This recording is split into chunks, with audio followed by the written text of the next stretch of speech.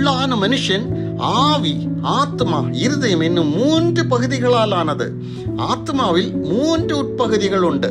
சிந்திக்கும் திறன் கொண்ட மனது, தேர்ந்தெடுப்பு பகுதி என்னும் சித்த பகுதி, உணர்வு பகுதி.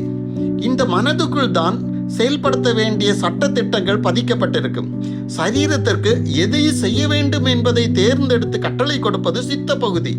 உணர்வு பகுதி மகிழ்ச்சி, அன்பு, நிம்மதி, நம்பிக்கை, கருணை, பெருமை, துக்கம், கோபம், கவலை, பொறாமை, வெட்கம், குற்ற உணர்ச்சி, ஆச்சரியம், சந்தேகம், ஆர்வம், விருப்பம், பொறுப்பு போன்ற உணர்வுகளை வெளிப்படுத்துகிறது.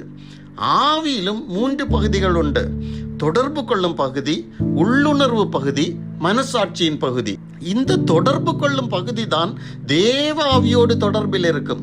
உள்ளுணர்வு பகுதி பிறரின் பேச்சின் பின்னும், சிரிப்பின் பின்னும், பாசத்திற்கு பின்னும், உதவிக்கரத்தின் பின்னும், செயல்பாட்டுகளுக்கு பின்னும் மறைந்துள்ள உத்தேசங்களை கண்டுபிடித்து உணர்த்துகிறது.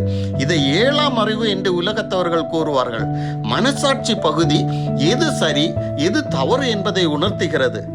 ஆவி, ஆத்மா இரண்டும் ஒன்றோடு ஒன்று சேரும் மைய பகுதி தான் இருதயம்.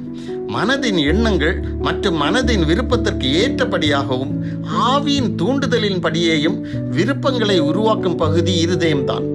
ஆத்மாவின் தேர்ந்தெடுக்கும் பகுதிக்கு முடிவுகளை பரிந்துரை செய்வதும் இருதயம்தான். இருதயம் தேவாவியினால் ஆளுகை செய்யப்படும். அப்போது நாம் அன்பு, மனத்தாழ்மை, சாந்தம், இரக்கம், காருண்யம், உண்மை, நேர்மை, கீழ்ப்படிதல் போன்றவற்றால் அழகுபடுத்தப்படுவோம்.